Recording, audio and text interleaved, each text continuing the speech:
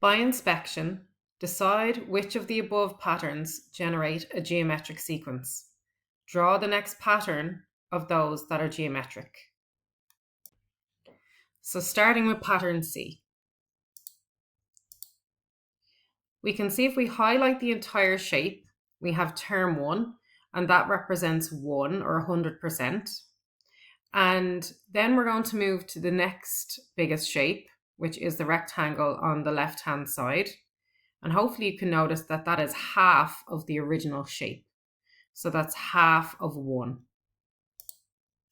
So term 2 is a half. And then we're going to move clockwise to the next biggest shape, which is this square. And hopefully you can notice that that square is a quarter of the original shape, but it's also half of the previous term. It's half of a half, which is a quarter. So term 3 is a quarter. And then we're going to move clockwise again, and we're going to go to the next smallest shape, which is this rectangle. And hopefully you notice that that is half of the previous term. So it's a half of a quarter. And a half of a quarter, or a half multiplied by a quarter, because of means multiply, is an eighth. So our next term is 1 over 8. And then we're going to go clockwise again to the next smallest shape, which is this square here. And hopefully you notice that that is half of the previous term. So that's half of an eighth. So that's 1 over 16. So term 5 is 1 over 16. And then to get to the next term of our sequence inside the shape, we're actually going to draw a line. We're going to cut this square that's above the yellow square in half. And half of 1 over 16 is 1 over 32. So term 6 is 1 over 32. And we can see that there's a common ratio every time we're multiplying by a half. So since there's a common ratio, this sequence must be geometric. And another way to figure out what the common ratio is to divide. So term 2 divided by term 1 is a half divided by 1, which is a half. And term 3 divided by term 2 is a quarter divided by a half, which is also a half. And term 4 divided by term 3 is an eighth divided by a quarter, which is also a half, and so on. So what would term 7 be? Well, what's half of 1 over 32? And half of 1 over 32, which is half multiplied by 1 over 32, is 1 over 64. So 1 over 64 would be the next term in the sequence. So therefore, it is geometric because there is a common ratio. Now let's have a look at sequence D. So in the same way, we take the outer shape, so the entire shape we've highlighted here in yellow, to be 1 or 100%, and that's term 1. Then we take the next smallest rectangle or square, in this case it's a rectangle, and it's this one here, I've highlighted in yellow. And hopefully you can notice that that's a third of the original shape. So I've put in this blue dotted line to show that the original shape, the original square, can be broken down into 3 equal parts. And we've highlighted 1/3 of the original shape. So term 2 is 1/3 of the original shape, which is a third of 1. So term 2 is a third. And then we're going to move clockwise, just like we did in the previous example, around the shape to the next smallest rectangle, which is this shape up here. So I've highlighted in yellow what the next term of our sequence is, but I've added in some dotted lines to show that it can actually be broken up. So this rectangle here that I'm highlighting, so we've got it broken up into 3 parts. So it's broken up into a third, a third, and a third. So the highlighted part represents 2/3. And it's actually 2/3 of the original shape. So of the previous term. So the previous term was term 2, which is this rectangle on the left-hand side. So term 2 was a third. And hopefully you notice that the area is the same. So the rectangle on the top is the exact same as the rectangle on the left-hand side. So the entire rectangle at the top represents 3/3. So there's 1, 2, 3/3. So the yellow highlighted part represents 2/3. Now it's 2/3 of the previous term.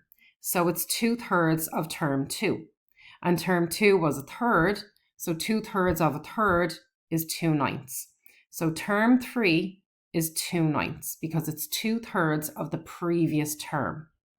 And 2/3 of the previous term is 2/9. So that highlighted section there is term 3, which is 2/9. So we do the same thing now. We work clockwise, and this is going to be the next term in our sequence. And just like before, that can be broken down into 3 parts. If we put in some blue dotted lines, we can see that if we take it as an entire rectangle, being one whole unit, it's broken down into 3 equal parts. So I've labeled each of them as a third. But the highlighted part, the part we're interested in, represents 2/3. Now it's 2/3 of the previous term, and the previous term was term 3. So 2/3 of term 3 is the same thing as 2/3 multiplied by term 3. So 2/3 multiplied by term 3, which is 2/9, is 4/27. So term 4 is 4/27. So that highlighted part is 4/27. So we continue on. We're going to move clockwise again. So this is the next term of our sequence. And again, that can be broken down into thirds. So drawing in dotted lines, we can see that that rectangle can be seen as one whole unit and broken down into 3 thirds. And we have highlighted in yellow 2 of the thirds. So again, the bit we're interested in, the highlighted part, is 2/3 of the previous term. So it's 2/3 of term 4, which was the previous term, which is 2/3 multiplied by 4/27, which was the previous term, which is 8/81. So that part highlighted in yellow is 2/3 of the previous term, which is 8/81. So we keep going. So we're going to have to draw in a line above to separate this shape into 2 parts.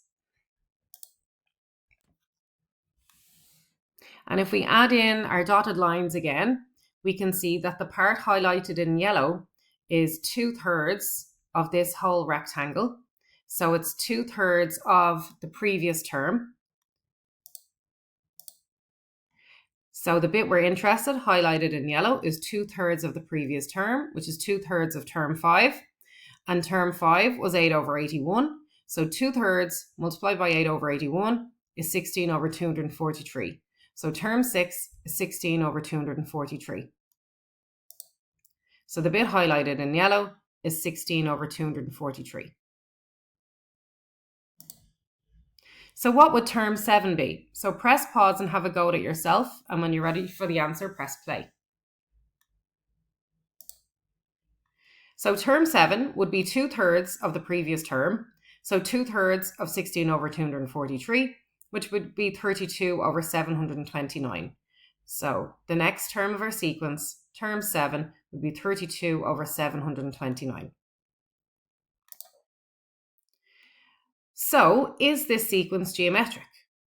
Well, we can see there is a pattern. We're multiplying by 2/3. I've highlighted in blue all the times we multiplied by 2/3. So is it geometric? No, it's not. Because if we take term 2, which is a third, and divide it by term 1, which is 1, we get a third divided by 1, which is a third. So if we repeat that process, we should get the same common ratio each time if it's geometric. And if we take term 3, which is 2/9, and divide it by term 2, which is 1/3, we end up getting 2/3. And a third is not equal to 2/3. So therefore, the sequence is not geometric. Is there a way that we can make it geometric? So press pause and have a think, and when you're ready for the answer, press play. Yes, there is a way to make it geometric. All we have to do is leave out term 1, and then the rest of the sequence is geometric, because then there is a common ratio of 2/3.